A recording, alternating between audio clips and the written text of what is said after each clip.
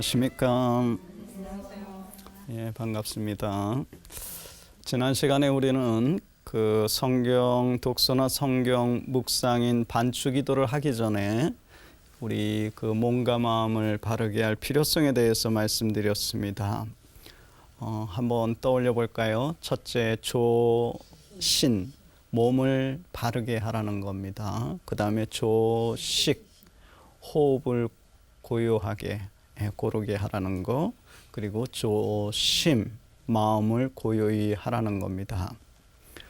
그리고 하나님의 현존을 의식하라고 하였습니다. 바로 이 부분이 하나님의 현존을 의식하고 안 하고 바로 이 부분이 기타의 자력 종교들과 동양의 여러 명상법들과의 차이점이고 분기점입니다. 바로 이 지점이요.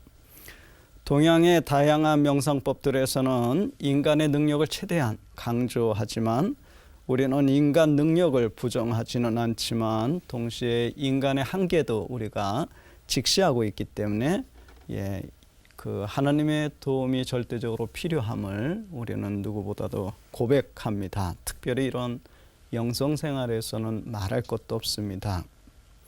이런 측면에서 기도를 시작하기 전에 하나님의 현존을 깊이 의식하는 것은 매우 중요한 듯합니다. 그리고 성경 독서나 성경 묵상에서 궁극적인 열매를 맺어주시는 분은 성령이십니다. 성령. 그분께 간절히 말씀의 깊은 영적인 의미를 깨닫게 해 주십사 하고 청하는 겸손된 자세는 매우 중요합니다. 이러한 이제 전 단계 준비가 다 되었으면 이제 성경 독서나 성경 묵상을 이제 시작하시면 됩니다. 첫째, 성경 독서는 인간의 전 존재를 다 활용하라고 했습니다. 그죠? 이 근거는 정확히 어디에서부터 근거한 거죠?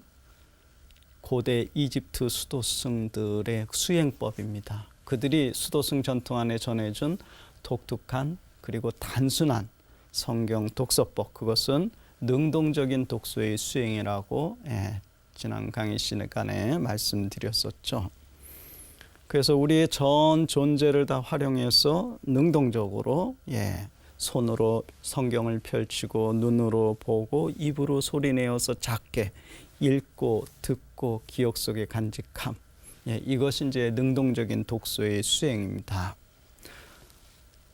오늘은 성경 묵상인 반추 기도에 대해서 말씀드리고자 합니다. 그 반추 기도, 이것은 이제 제가 이제 명했습니다.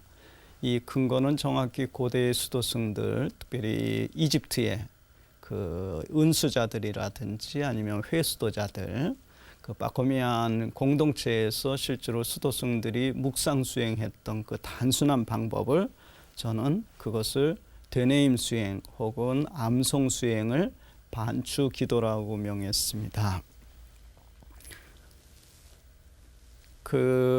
혹시 그 반추의 네 과정을 기억하십니까? 반추의 네 과정 한번 떠올려 보세요. 토출, 뭐죠? 재저작, 재혼합, 재연하, 이것을 1회 반추라고 합니다. 이 그 반추동물이 이 반추의 네 과정을 이렇게 끊임없이 행하듯이 반추기도 역시 이와 똑같이 이 과정을 밟으시면 됩니다. 첫째, 토출입니다. 그 선택된 성서 말씀을 그 토출은 뭐죠? 그 반추동물이 토출은 뭐예요? 음식물을 개워내는 거.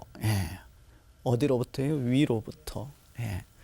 그것을 이제 반추 기도에서는 하느님 말씀을 개워내다 하면 좀 표현이 이상하죠.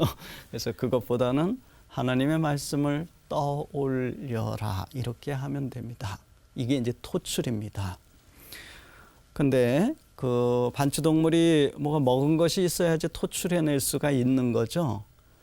평소에 먹은 것이 없으면 토출해낼 게 없잖아요. 마찬가지로 반추기도에서도 역시 하느님 말씀을 열심히 읽어야지만 그것을 읽고 우리의 기억이나 마음속에 간직할 때만이 그것을 토출해낼 수가 있습니다.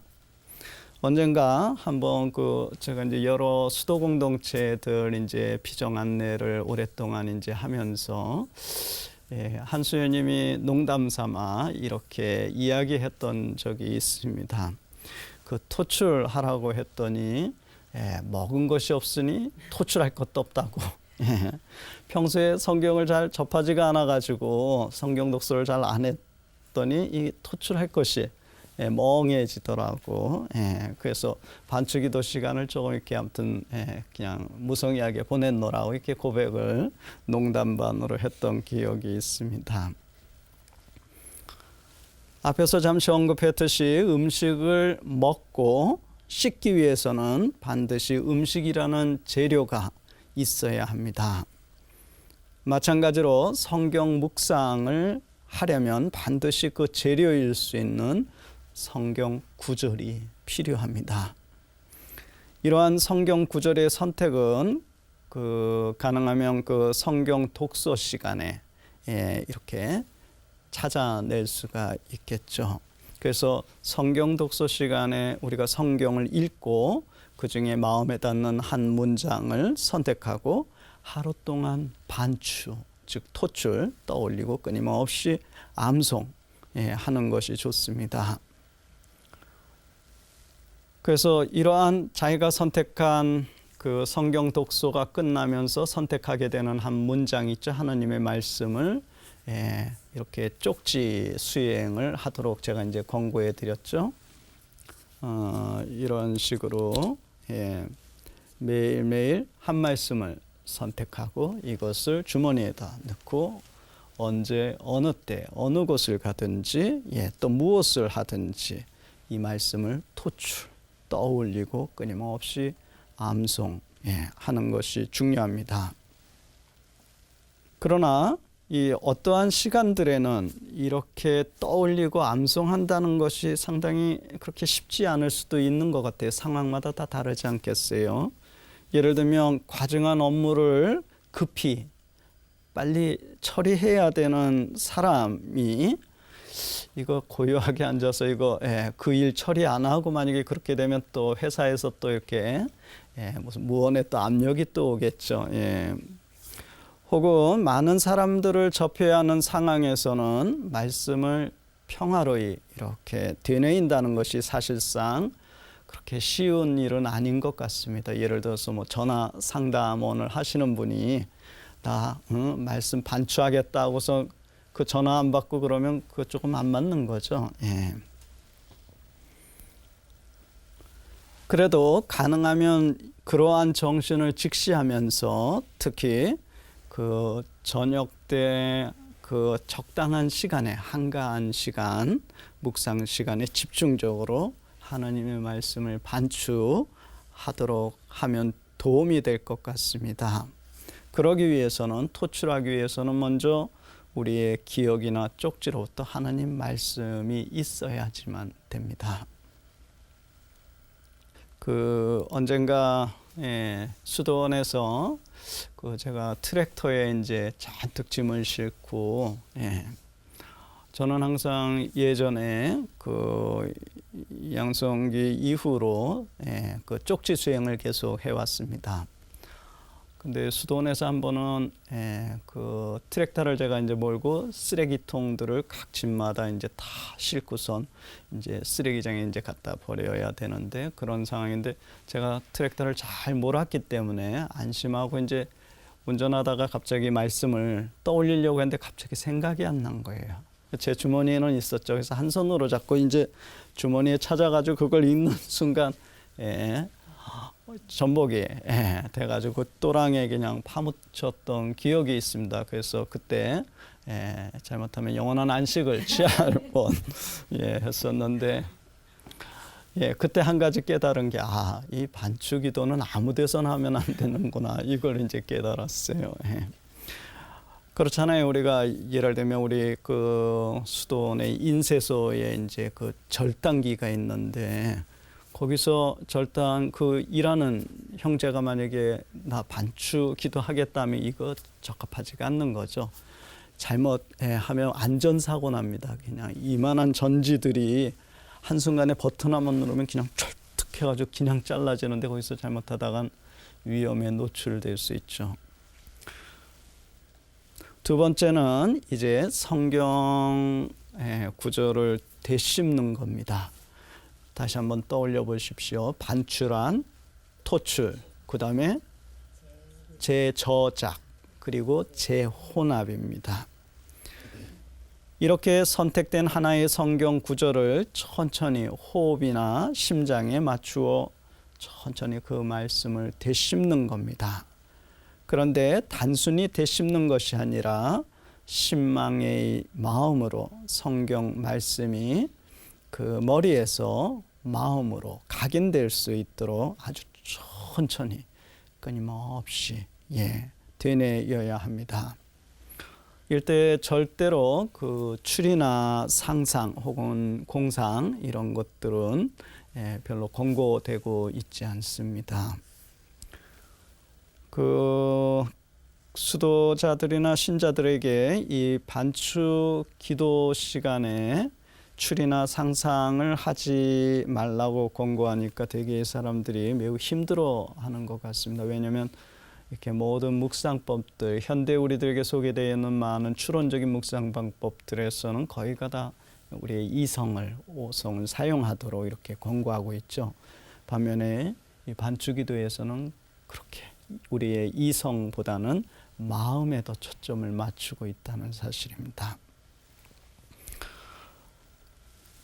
그 대다수 소개되고 있는 한국에 소개되고 있는 묵상법들이 상상과 추리를 강조하고 있고 또 도미니코 수도회의 그 유명한 영성 신학자이신 조던 오먼 신부님 이분 책이 아마 몇 권이 벌써 한국에 소개되어 있죠. 영성 신학 또 가톨릭 전통과 그리스도 영성인가요? 뭐 그 두 책이 이렇게 소개되어 있는데.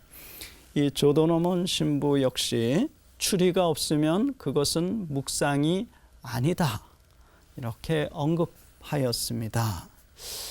본인은 인간의 그 지성이나 이성이 우리의 묵상 때 완전히 불필요하다라고 이야기하는 것이 아닙니다. 그건 역시 하나님의 선물이고 묵상에 도움이 될 수 있습니다. 그러나 그것은 어디까지나 이 성령의 움직임 안에서 자연스럽게 사용되어지도록 해야 된다는 거예요. 내가 인위적으로 무엇을 사용하는 것이 아니라 우리의 이성도 성령이 역사하시고 인도하시도록 내어놓아야 된다는 거죠.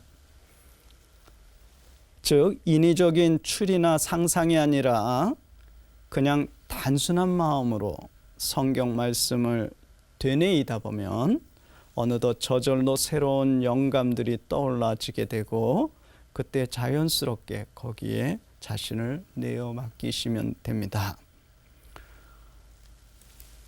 그렇게 혹시 그렇게 하시더라도 또 어떤 새로운 영감이 떠올라서 나름대로 깨달음을 얻었다고 할 수도 있겠죠. 그래도 이런 경우 이제 영적 지도자의 식별이 요합니다. 왜냐하면 자기는 깨달았다 하는데 그게 제대로 깨달은 건지 아닌지는 본인이 잘 모르잖아요. 그래서 영적 지도를 받고 영적 식별을 받아야 합니다. 되게 선을 창구하는 그 스님들 있죠. 이분들 그냥 자기가 깨달은 자가 되는 것이 아니에요. 자기가 큰 스님이 되는 게 아닙니다. 이렇게 검증받아야 돼요. 자기가 깨달은 거에 대해서 그 큰 스님에게. 그렇듯이 우리의 영적인 깨달음들도 제대로 된 건지 아닌지는 영적 식별을 받아야 된다는 겁니다. 이것은 매우 중요합니다. 묵상 중에 인위적인 상상과 감정은 잘못 자기 충족감이나 자기 만족이라는 헛된 길로 인도할 수 있는 위험이 있기 때문입니다. 진실로 반추기도에서 진정한 깨달음이나 열매를 가능케 하시는 분은 우리의 차원을 넘는 성령이십니다. 반추기도는 성령을 우리에게 맞추는 것이 아니라 우리가 성령의 이끌림에 우리 자신을 내어 맡겨야 된다는 사실입니다. 이 초점이 완전히 달라요. 예, 아주 이런 중요한 차이점이 있습니다. 예, 오늘 강의는 여기까지 하겠습니다. 감사합니다.